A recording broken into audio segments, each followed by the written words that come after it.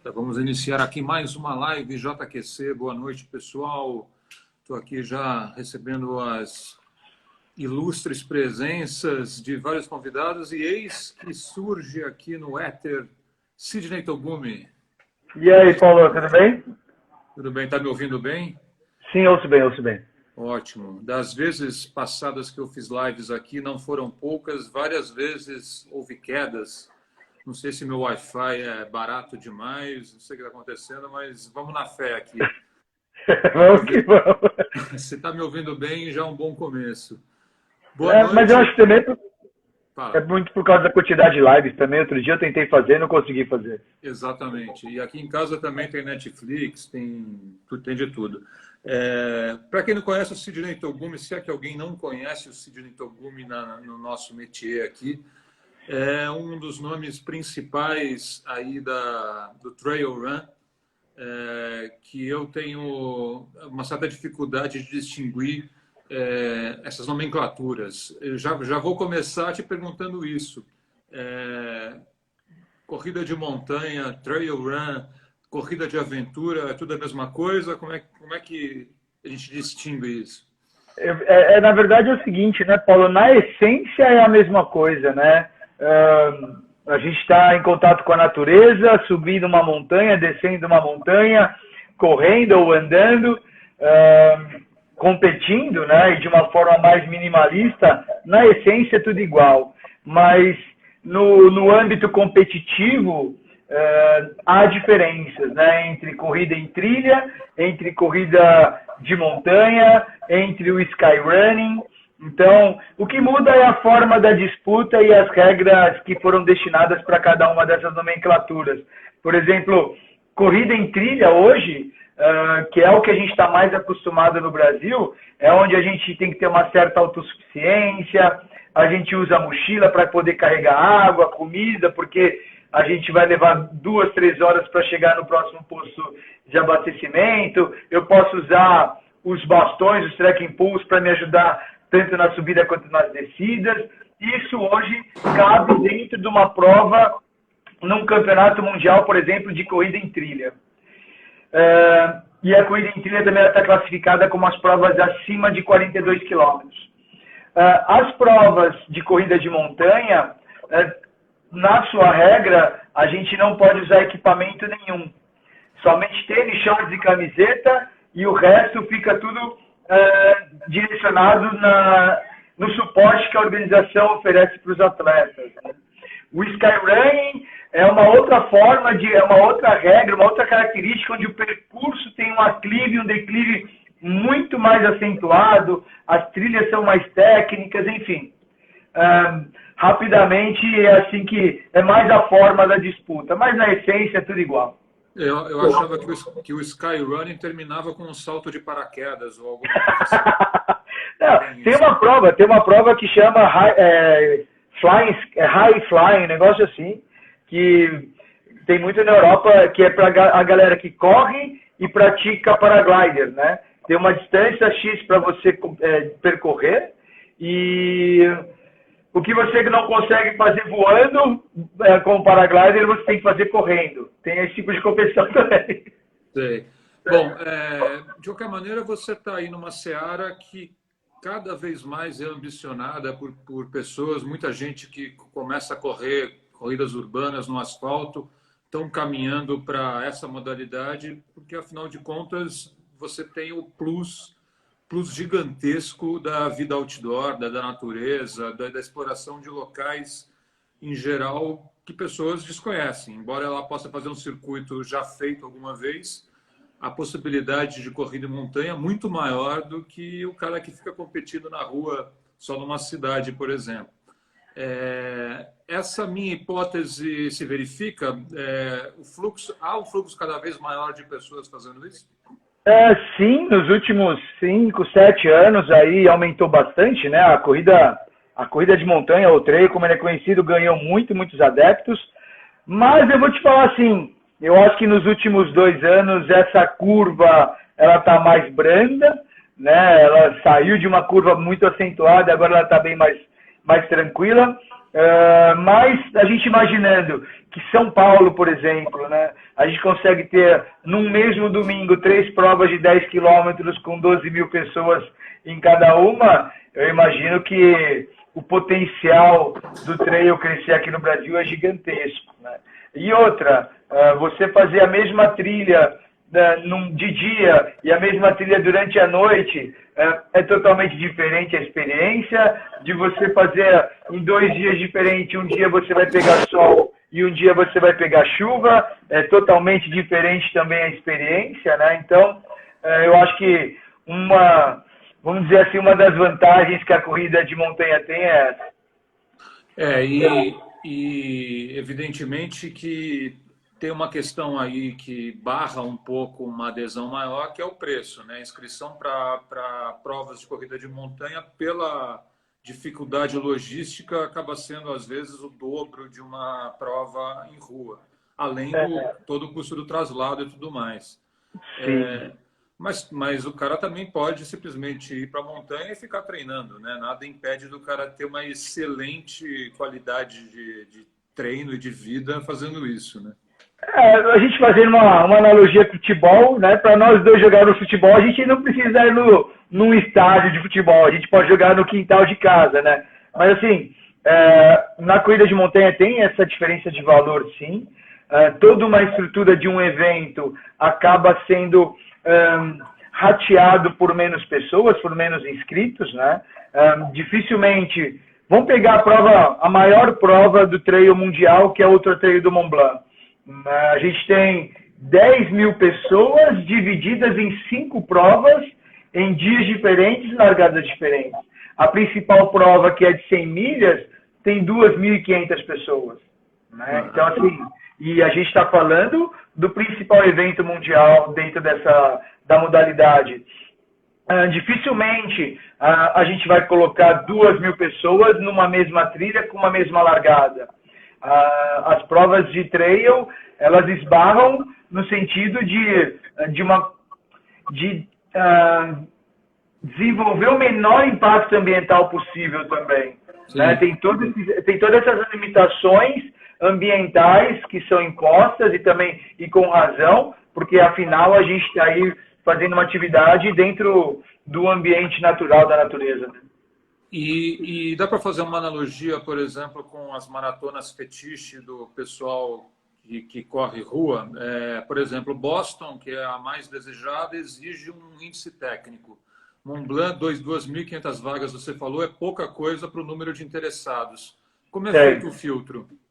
Então, na verdade, o que acontece? Por exemplo, Boston, o filtro tá na performance, né? Você precisa ter uma performance física muito boa para conseguir, dependendo da sua faixa. Bom, independente da faixa etária, você tem que fazer um bom tempo de maratona para poder para você conseguir se inscrever para Boston. Mas no Mont Blanc, eles fazem, não está direcionado com a performance em si. Performance, quando eu digo você fazer um determinado X horas, né, para poder participar do Mont Blanc. O que eles fizeram? Eles fizeram diversas provas ao redor do mundo. Aqui no Brasil, praticamente, acho que 90% das provas do Brasil destinam pontos para o Mont Blanc. E o que você precisa fazer? Você precisa juntar pontos. Então, por exemplo, para você participar dos 100 milhas, você precisa juntar 15 pontos, em no máximo 3 provas. Aí o que acontece? Eu encontro uma prova aqui no Brasil que dá 5 pontos. Para eu conquistar esses 5 pontos, basta, entre aspas, eu finalizar a prova dentro do tempo limite. Eu não preciso conquistar um tempo X. Vamos supor que a prova dá limite de 20 horas. O Mont Blanc não fala, olha, você precisa fazer em 12 para conseguir os 5 pontos. Não. Todas as pessoas que finalizam dentro do tempo limite total da prova recebem esses 5 pontos. Em poder dos 15 pontos, eu tenho direito de me inscrever ao sorteio, que acontece que a inscrição para o sorteio é sempre começa na segunda quinzena de dezembro, e aí eu participo de um sorteio. Se eu for sorteado, aí sim eu ganho o direito de pagar a inscrição e participar da prova no ano seguinte. Certo. Caso eu não seja sorteado nesse ano, no ano seguinte eu tendo esses pontos, eu entro com dupla chance no sorteio, com 2 nomes, e mesmo assim, se eu não for sorteado, no terceiro ano, tendo pontos válidos, e aí eu entro sem sorteio algum. E aí no trail run, como acontece na corrida de rua, acaba que vocês, né, os corredores, querem fazer essas provas, né? Não ficam só restritos a dar uma corridinha na montanha aqui na esquina, né? No final, todo mundo quer Mont Blanc, a travessia da Patagônia, você fez o Tour de Jans, que também é casca. É isso, assim, não tem como evitar esse tipo de comichão? Eu vou dizer o seguinte, Paulo, existe já mesmo aqui no Brasil, existe grupos, né, os crus, como que tem os crus na corrida de rua, existe também aqui na corrida de montanha. Já há alguns grupos de pessoas que são entusiastas da modalidade, gostam de praticá-la sem o objetivo de participar de competição, né? Eu gosto de... É uma nomenclatura que eu assumi de corrida de montanha como desporto, e quando eu falo desporto, de quem gosta de participar de eventos, de quem gosta da parte competitiva, né, da corrida de montanha, e tem a prática esportiva. Né? A prática esportiva é quem gosta, é o entusiasta, que gosta de praticar e de treinar, mas sem o intuito e sem o objetivo de competição. Né? Mas já tem bastante pessoas fazendo isso. E que deve ser absolutamente necessário, como é correr para todo mundo, para vocês, né? Assim, um fim de semana sem dar uma viajadinha não fica mal, né? E eu queria justamente fazer essa pergunta agora, que nós estamos vivendo esses tempos aí de pandemia, de reclusão. Como é que vocês estão se virando? Como você está se virando? Você tem ido para as montanhas? Não tem ido? Como é que é? Paulo, eu não sei o que é correr há 10 semanas. Desde o dia 8 de março, antes do dia 8 de março, porque teve uma prova em São Bento de Sapucaí, eu já não consegui correr mais. Então, há 10 semanas que eu não sei o que é correr. Nada, 0 quilômetros de corrida. Aqui no meu prédio eu não posso usar sala de musculação, não posso usar esteira, então os meus treinos são os funcionais que eu acabo comandando para os meus alunos, e aí no YouTube toda terça, quinta, sábado e domingo, são os meus treinos desse período aí de quarentena. As pessoas que moram, né, por exemplo, em cidades como São Bento de Sapucaí, Passa Quatro, tem pessoas que moram ali, alunos que moram aí, e que têm a possibilidade de treinar de forma segura, alguns estão treinando, ok? Mas muitos dos meus alunos que moram aqui na cidade de São Paulo não estão correndo. Então, estamos aí nessa fase, né, de colocar em prática o que a gente aprendeu nas provas longas e suportar algumas horas ali na prova, mentalmente falando, e suportar esse período de quarentena. Você fez essa opção por insegurança, por achar que poderia efetivamente se contaminar, ou mais por uma etiqueta de falar, bom, se todo mundo sair para correr, vai ser um problema? As duas coisas. Primeiro, de não correr o risco, né? Eu acho que não vale a pena. E outra também pela etiqueta. Pelo seguinte, até ontem na live eu falei um pouco disso, eu fui questionado disso, né? Eu sou um pouco espartano, no sentido de que, se só as atividades essenciais podem trabalhar, eu deveria correr somente quando fosse essencial para mim. Né? Eu não vejo que é um período para a gente treinar. E quando eu falo treinar, no sentido de ganhar forma física ou com o objetivo de melhorar meu tempo de 10K, por exemplo. É um momento de a gente manter a nossa atividade, a nossa prática esportiva, né? Como objetivo de manter o nosso corpo ok e a nossa cabeça também como consequência, né? E aí eu não saí. E assim, que em São Paulo, por exemplo, que é a minha realidade, não está proibido. Não é proibido correr, não é proibido treinar. Mas, eu imagino, para mim, se o apelo é para que a gente tenha que ficar em casa para sair o mais rápido possível, eu assumi dessa forma. Né? E mesmo eu treinando, né, de forma isolada, segura, num horário em que eu treine sozinho, eu vejo assim, se é uma necessidade para eu aguentar mais uma semana em casa, eu oriento as pessoas a fazer. E a minha brincadeira é, da mesma forma que se eu preciso comer uma barra de chocolate para aguentar e me satisfazer, e eu aguentar mais uma semana dentro de casa, eu vou comer uma barra de chocolate. Mas eu questiono assim, se eu treino e alguém me vê, eu estou te incentivando a fazer a mesma coisa.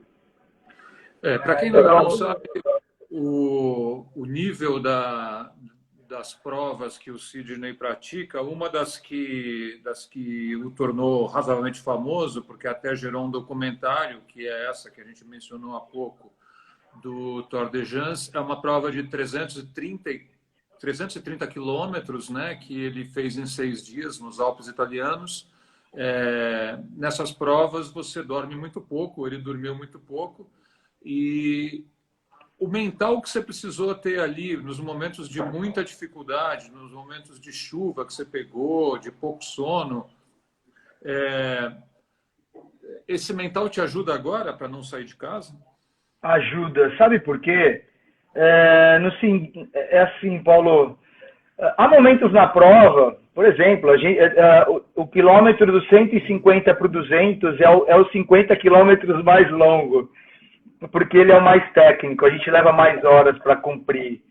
E há momentos que você está num trecho que não adianta você reclamar, não adianta você querer estar fazendo outra coisa, não adianta você, naquele momento, querer comer uma sopa quente, porque não vai ter. O que te resta é caminhar para frente para chegar o mais rápido possível. E é a forma que eu tenho encarado a quarentena. Eu tento aproveitar o máximo das coisas que eu posso fazer, né? E não fico, eu tento não sofrer pelas coisas que eu não consigo fazer agora. Sim. Essa analogia é o que eu tenho utilizado para aguentar esses 60 e poucos dias dentro de casa. Né? Então, não adianta ficar assim, puxa, cara, eu queria estar agora correndo em tal lugar, eu queria estar correndo, porque isso vai me deixar muito angustiado. Né? Então, se agora eu posso fazer 40 minutos de rolo na minha bicicleta, eu vou aproveitar isso do máximo possível. Não que não é o mesmo prazer, mas eu tento me segurar dessa forma, sabe? A gente está num momento bastante especulativo sobre como vai ser a nossa saída, quando vai ser, como vai ser, mas na modalidade que você pratica, eu imagino que as dúvidas não são tão grandes quanto na corrida normal. Afinal, a corrida de montanha já é algo que tem menos muvuca, menos aglomeração, as pessoas cuidam dos seus próprios kits normalmente. Você já tem algo definido? Você pode dizer algo do que virá aí? Não consigo. Olha, pegando esse assunto e a gente falando de Mont Blanc de novo, o Mont Blanc estava marcado sempre na última semana de agosto, né? E a prova até anteontem estava confirmada, mas anteontem a prova do Trateiro do Mont Blanc foi cancelada. Então, tudo bem, a gente está falando de uma prova que tem no total 10 mil pessoas, uma grande aglomeração de pessoas numa cidade pequena como Chamonix, mas mesmo nas provas de montanha a gente não tem perspectiva alguma do que vai acontecer. Tem algumas provas que estavam marcadas no final de julho que já cancelaram. Que eu tenho de cabeça a prova mais próxima que ainda não se posicionou, que é o La Mission Brasil, que é em Passa Quatro, que é na segunda semana de agosto. Depende, né? Porque teoricamente, se eu não me engano, Minas, os eventos ainda não estão liberados. La Mission está com mais de 1.000 pessoas inscritas, mesmo que sejam 4 provas em largadas diferentes, são 1.000 pessoas ali na cidade de Passa Quatro, que tem, se eu não me engano, 12 mil habitantes. Uhum. A gente também está na mesma situação como qualquer outro evento esportivo. Não tem previsão e eu não consigo dizer para você como vai ser esse retorno e quando vai acontecer. E no caso de muitas provas, como o Mont Blanc, que você menciona, não adianta transferir a data, porque você sai do verão para outono já é uma condição muito desfavorável, né? Mont Blanc cancelou mesmo, só o ano que vem. Eu estava inscrito para uma prova nos Pirineus, na Espanha, que seria dia 5 de julho, também já foi postergada para 2021. Né? Então, aqui no Brasil, muitas provas do primeiro semestre transferiram a data para o segundo semestre. O calendário vai ficar cheio, vai ficar lotado, vai dar uma dividida aí entre os participantes, mas também não tem muito o que fazer, né? Ô, Sidney, eu vou repetir uma pergunta que eu te fiz quando a gente se encontrou em janeiro, no Antropoceno, ou alguma coisa assim, quando não havia a menor perspectiva da gente viver o que está vivendo. Verdade. E ela era o seguinte, eu te perguntava, se uma pessoa que corre poucos quilômetros hoje, está começando na corrida, se ela pode em algum momento fazer o que você faz, encarar 6 dias numa prova de 300 quilômetros, 330 na montanha, o que você me diria? Se eu consigo fazer, se eu conseguir, qualquer um consegue, Paulo. Eu falo assim. Não, mas é verdade, porque na verdade, o que eu acho que não dá para fazer é uma pessoa que não corre, ou por exemplo, que está começando o seu primeiro 10K de rua, querer fazer um Tour de France em 2 anos, né? Em 3 anos. Não são 3 anos que vai te preparar para essa prova. É uma experiência um pouco maior, né? Não é o treino físico que vai fazer você, que vai te tornar vai fazer você se tornar um finisher de Tour de France. É toda a autonomia que você vai ganhando, de você ficar sozinho por muito tempo, lógico que tem o físico, né? De você fazer uma prova que tem 20 mil de vertical positivo, né? Dentro dos 330K. Então, tem, lógico, a exigência física, mas o Tour de France, por exemplo, eu coloco que, olha, quase 70% para você ser finisher é mental, né? É de você ficar ali por muito tempo. E o mental você vai treinando e vai ganhando também essa experiência nas provas, né? Então, é ter paciência. Que é possível? A gente tem 500 finishers por ano dentro do Tour de France, né? Então, só precisa se preparar. Se dar tempo para se condicionar em todos os sentidos, não só fisicamente falando, para chegar no Tour de France. Se 70% é mental, dá para o cara se condicionar fisicamente ali, mais ou menos, e, sei lá, fazer uma prática de zazen, aí o cara encara? Um monge budista encararia com pouca condição física? Com pouca condição física, não, porque a gente está falando de 330, né? A gente está falando de uma distância muito grande e de um desnível muito grande. Afinal, são 29 mil de vertical. E a gente fala 20 mil vertical, todo mundo fica preocupado com a subida, mas você descer de uma das montanhas por 2 horas, descendo íngreme para chegar na cidade lá embaixo, eu acho que machuca mais do que a subida. Então, haja joelho. E, enfim, tem um outro lado, né? Porque que pega no mental. No primeiro dia, todas as montanhas são belíssimas e maravilhosas. No 4º dia, você olha para aquela montanha, tudo bem, ela é bonita, mas a beleza já não é a mesma, né? A gente não interpreta da mesma forma. Mas o que eu digo é assim, se você está com o seu físico 90%, mas a sua cabeça está 50%, a sua chance é menor do que se o seu físico tiver 70% e sua cabeça tiver 100%. Agora, vale a pena você completar? Claro que você está lá dentro, você se sente em condições, você quer completar, mas vale a pena completar quando você já no 3º, 4º dia começa a maldizer o mundo, começa a maldizer o lugar que você está, cheio de ideias negativas sobre aquilo mesmo que você está fazendo, que eu não sei se isso acomete todo mundo, talvez acometa ali por alguns momentos. Mas horas não é melhor abortar o negócio? No meu entender, não, porque essa bad trip ela acontece. A prova, nossa cabeça fica no altos e baixos.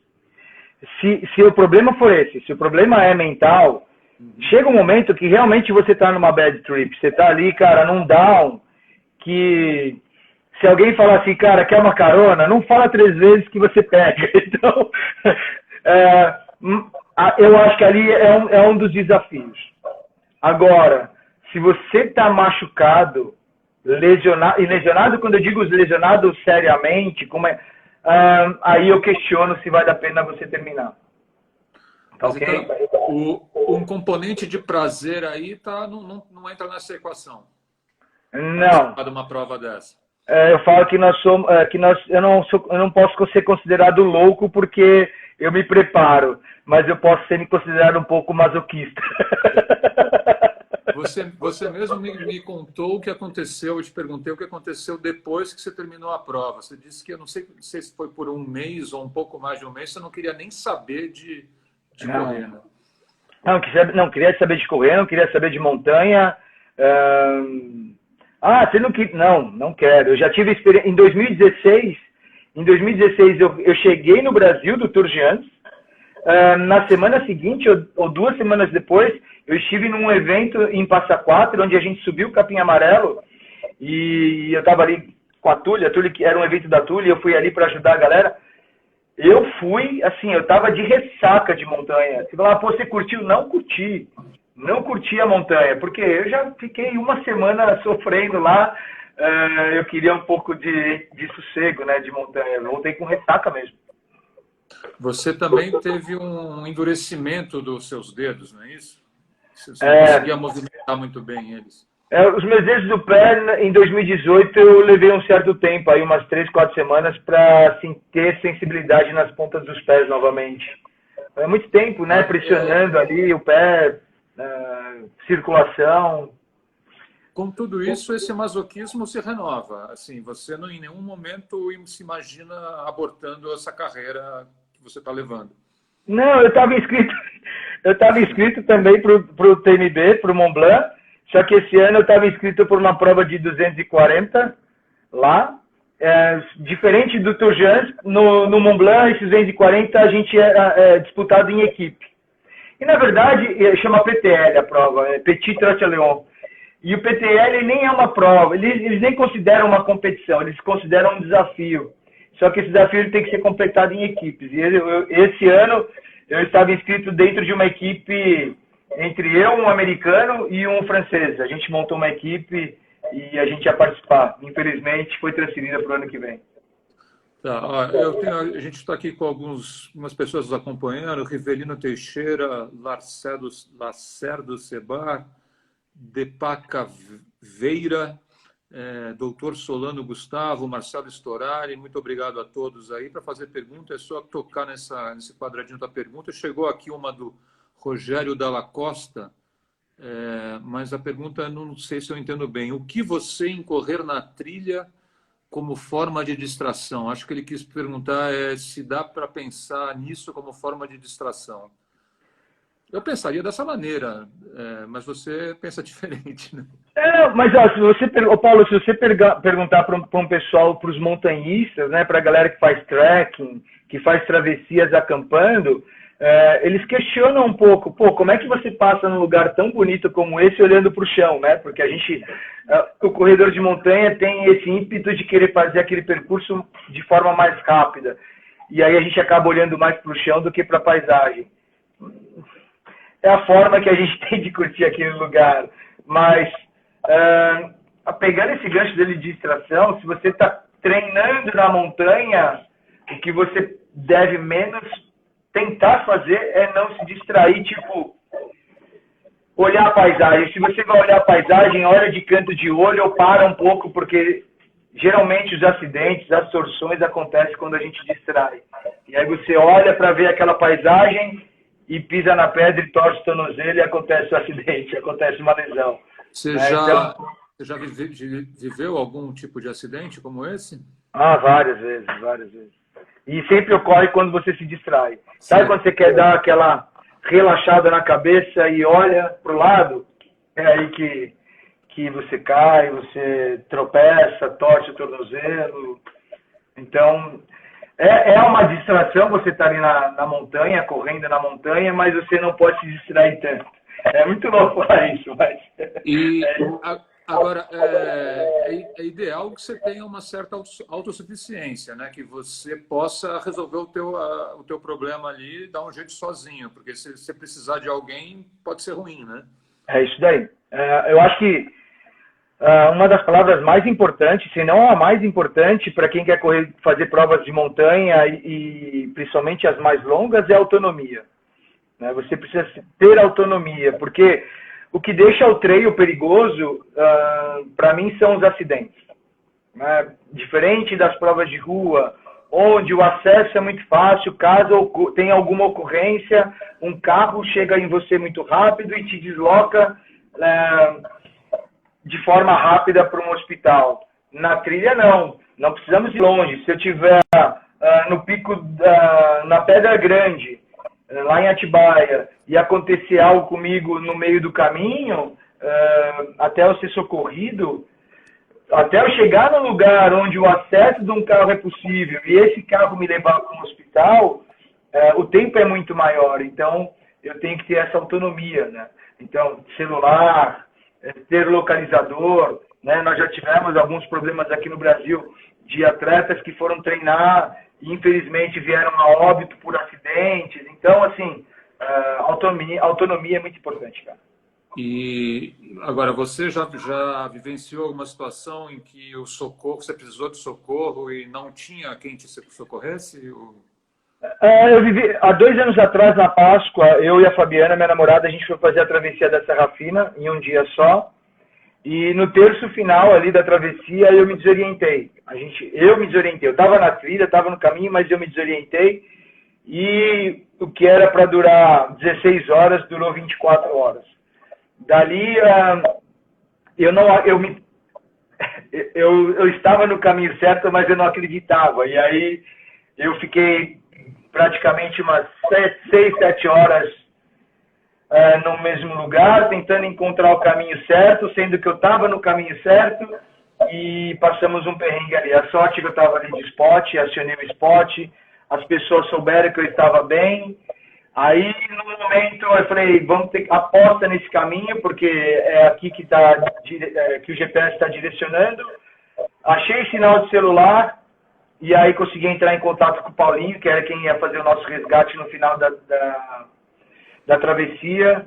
Enfim, o que era para eu chegar às 8 da noite, eu cheguei às 6 da manhã junto com a Fabi, e foi um perrengue duro aí.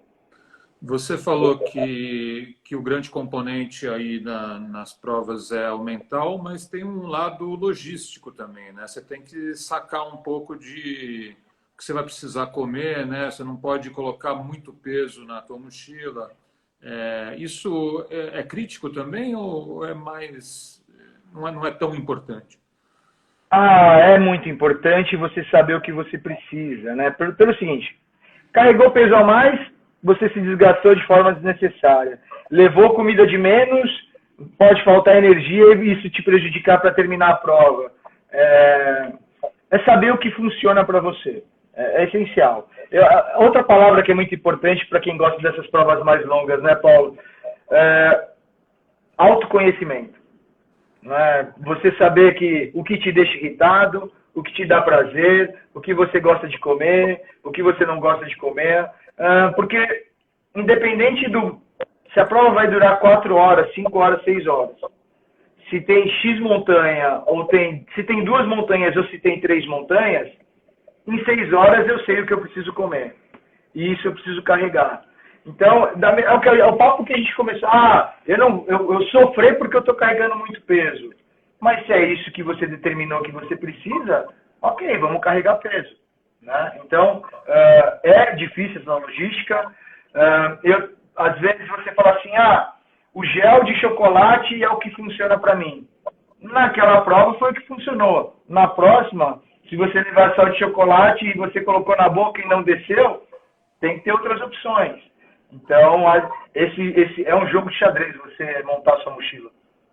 O Sidney, ele é fundador e sócio da Upfit Trail, que treina alunos para corrida de montanha. Já tem o quê? Uns 15 anos? Mais ou menos. Estamos chegando aí.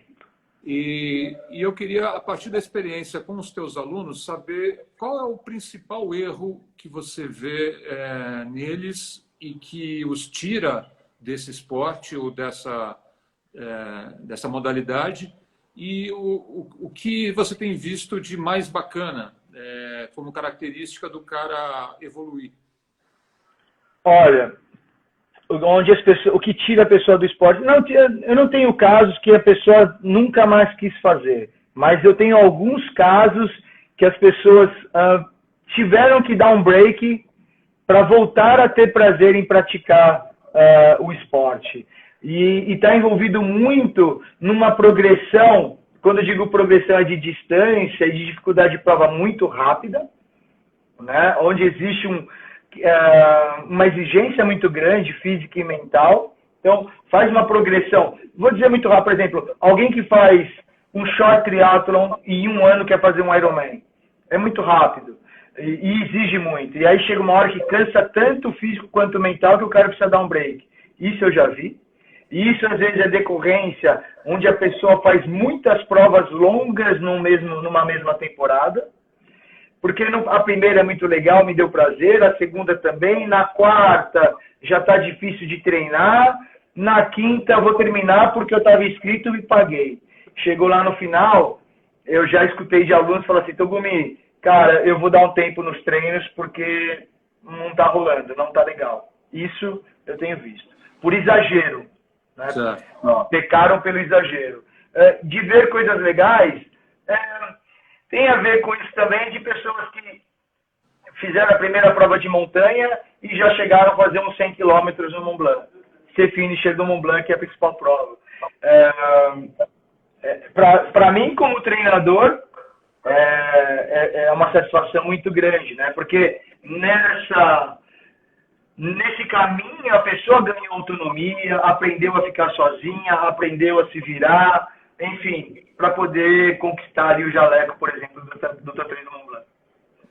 Você vai para a montanha e você, além de terminar suas provas, fazer suas competições, você ainda ganha digamos, um curso de sobrevivência de bônus, né? Assim, você aprende a se virar num ambiente um pouquinho mais hostil.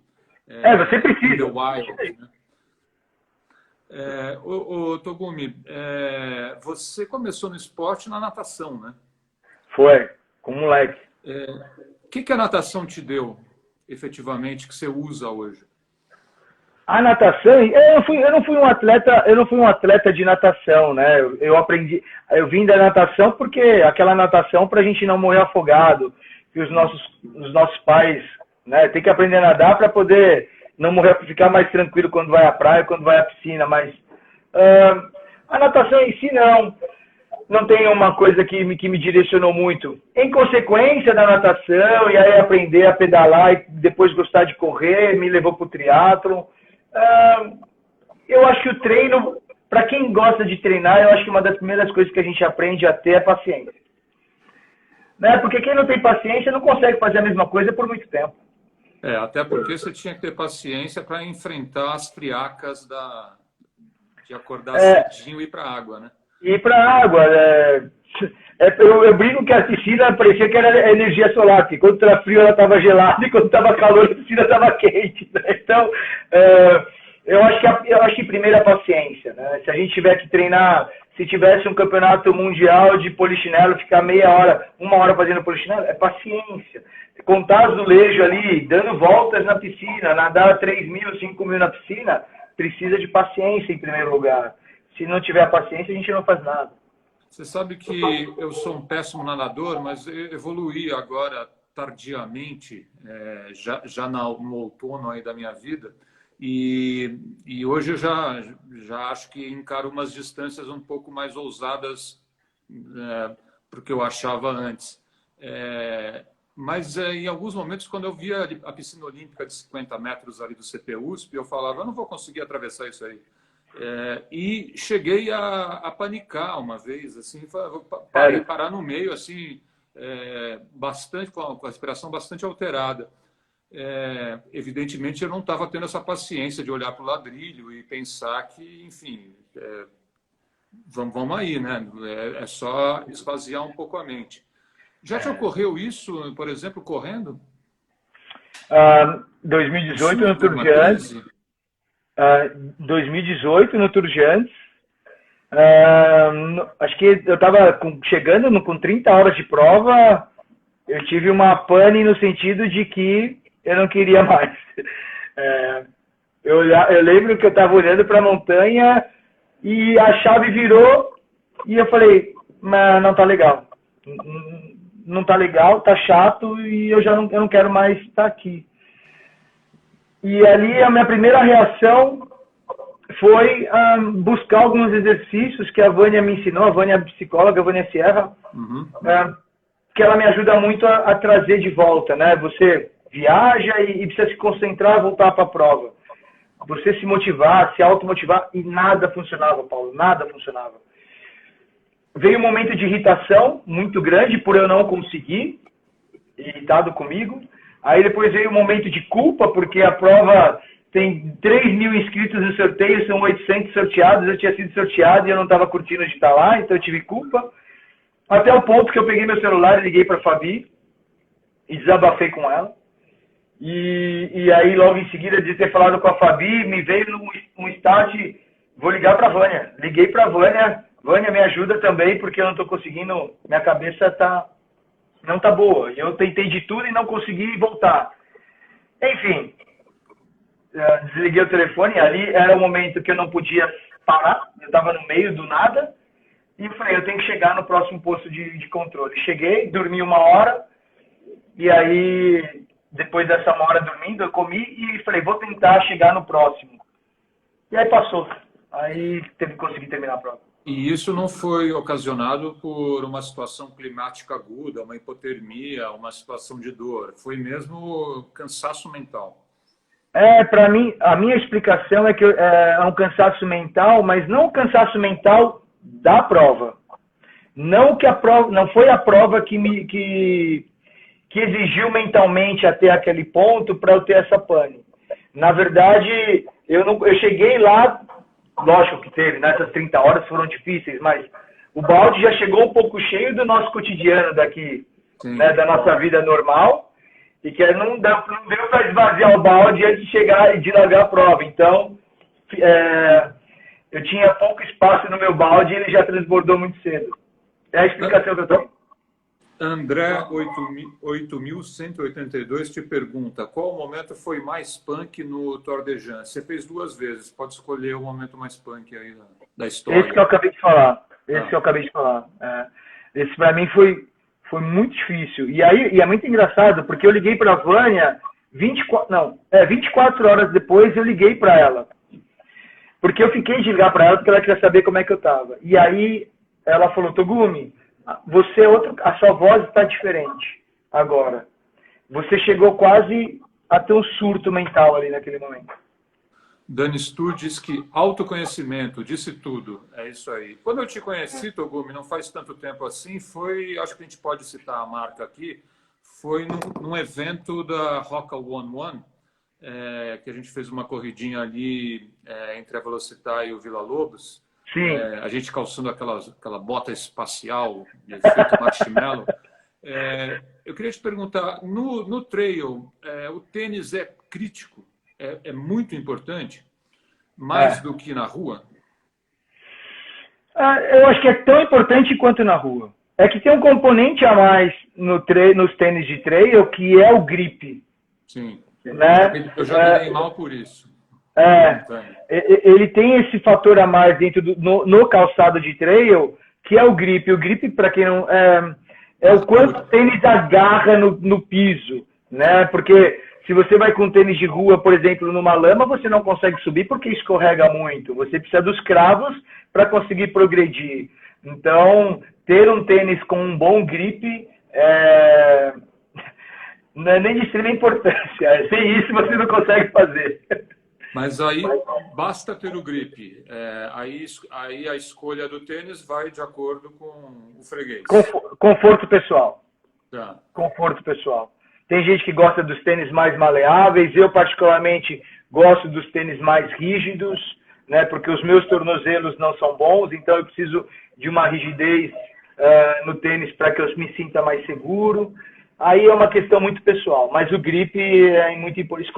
Escolher bem o tênis para a prova, né? Por exemplo, se você está numa prova em que não choveu, clima seco, escolher os tênis que tem o cravo mais baixinho, mais próximos um do outro, porque ele é mais rápido. Se você está num dia que choveu muito e vai encontrar mais lama, ter um tênis com os cravos mais altos e mais separados, porque ele vai juntar menos lama. Então tem essas dicas técnicas também. Algum consegue ser impermeável ou isso é coisa do pensamento mágico? Não, tem os tênis com trama impermeável. Só que os impermeáveis, eles foram desenvolvidos mais para o ambiente de neve, né? Onde você vai correr por neve e aquela neve em contato com o tecido acaba molhando o pé. Ele não é feito tanto para a água em si, por exemplo, pisar dentro de um rio, porque a membrana, da mesma forma que a água tem dificuldade para entrar, se entrar água, ela demora mais para sair. Então, seu pé fica mais úmido. Então, não tem muito como escapar dependendo do percurso que você vai fazer. Então, quem precisar aí de um personal stylist para comprar seus equipamentos de montanha, o Togumi também está fazendo uns freelinhas nessa área aí, especialmente durante a pandemia. A Fabi, mãe que corre, te pergunta: quanto tempo de planejamento e treino para essa prova do perrengue? Eu imagino que você esteja falando do Tour de France. O Tour de France, eu conheci a prova em 2014. Quando eu li a prova, não, quando eu soube da prova foi em 2013. Eu tive coragem de me inscrever para ela em 2015 para 2016 e participar em 2016. Eu treinei especificamente para o Tour de France 1 ano, mas assim, como a gente falou um tempo atrás, específico para o Tour, mas para fazer o Tour você precisa de um background um pouco maior, né? Mas a minha preparação específica para o Tour eu levei 1 ano. Agora, aquela questão clássica que eu já te fiz outras vezes, o seu ranking de montanhas mais maravilhosas do Brasil e do mundo. Não só do ponto de vista da dificuldade, mas também, enfim, da beleza. Vamos falar de beleza mesmo. Aqui do Brasil não tem como a gente não falar da Serra Fina. Eu sou suspeito para falar da Serra Fina, mas você está ali na Pedra da Mina, no Capim Amarelo, na Serra Fina, na Mantiqueira, é espetacular. E de montanha, eu também tenho... Eu sou suspeito também para falar, mas eu gosto muito de Chamonix ali, dos Alpes ali, é um lugar espetacular que eu tive. Para o cara que está começando, o que você aconselha? Que local ele deveria ir? Olha, se ele nunca fez provas de montanha, tá ok? E ele quer entender um pouquinho, se ele for ao Pico do Jaraguá e subir a trilha do Paisé e descer a trilha do Paisé, que é 1 quilômetro e não chega a 2 quilômetros ali de trilha, ele vai ter uma ideia já muito boa do que ele vai enfrentar nas provas, em praticamente todas as provas aqui no Brasil. Né? Só é bom ele não levar nem maçã nem banana, porque ele vai ser atacado pelos macacos. Essa é verdade. Não alimente os animais ali. Mas assim, para quem quer começar e ele quiser ter uma experiência do que ele vai encontrar nas provas, ali no Pico Jaraguá ele já vai entender bastante. E aqui na América do Sul, um lugar muito falado é o Cruce da Patagônia, né? O Cruce dos Lagos. Também?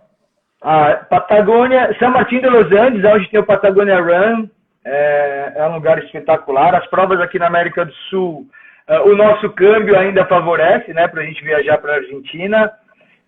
Tem ótimas provas, Patagonia Run, La Misión Argentina, tem provas no Chile também. Enfim, são montanhas bem diferentes do que a gente tem aqui no Brasil. Clima também, né? A gente, apesar que na Serra Fina faz muito frio, mas eu e a Fabi nós estivemos no Ushuaia o ano passado. A Fabi teve esse ano, em março.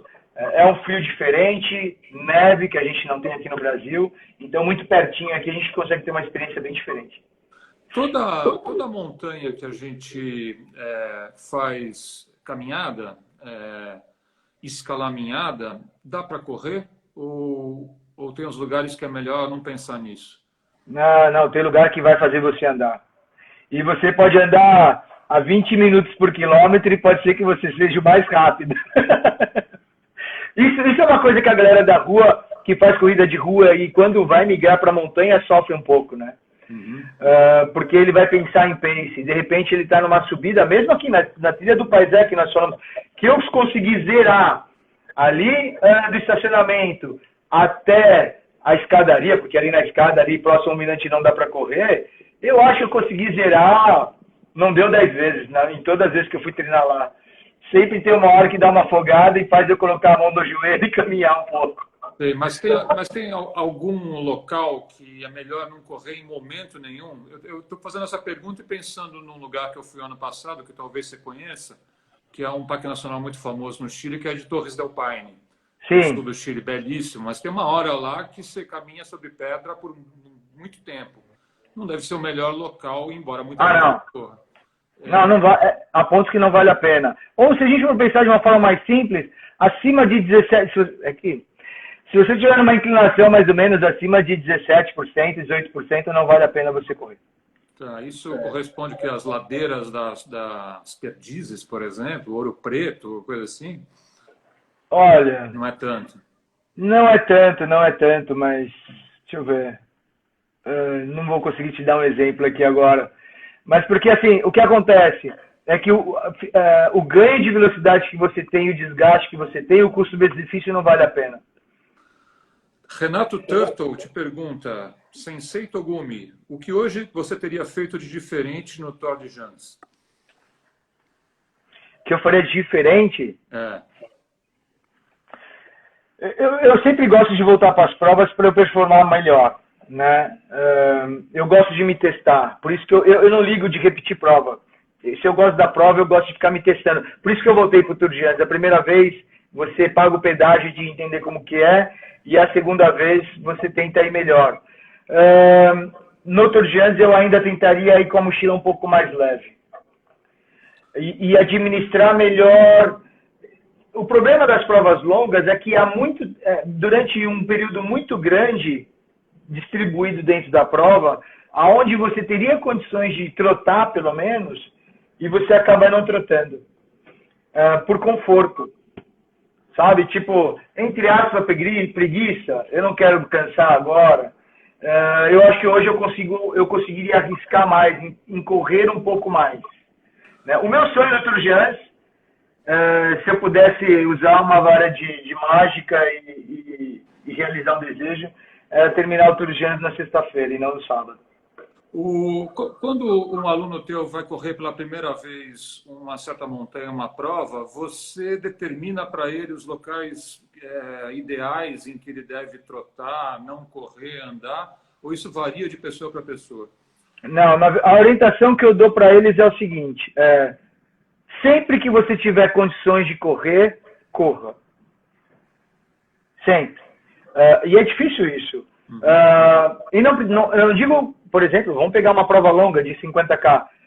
Não digo correr rápido, mas se você puder trotar, trote. É muito normal nas provas de montanha acontecer isso. Por exemplo, a gente entra numa subida, tem uma fila indiana gigante. Está todo mundo trotando. Quando o primeiro começa a andar, todo mundo começa a andar.